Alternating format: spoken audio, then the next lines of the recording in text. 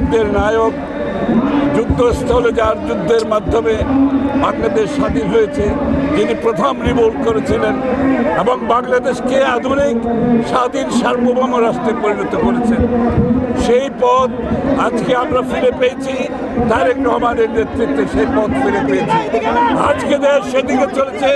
দেশ গড়ার যে স্বপ্ন শহীদ জিয়ার ছিল, সেই স্বপ্ন আমরা ইনশাআল্লাহ বাস্তবায়ন করতে যাচ্ছি।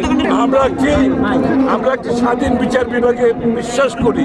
সুতরাং বিচার কি হবে সেটা বিচার বিভাগ সিদ্ধান্ত নেবে, রাজনীতিবিদরা নেবে। বিরোধী দিনে যেটা হয়েছে সেটা আমরা করবো।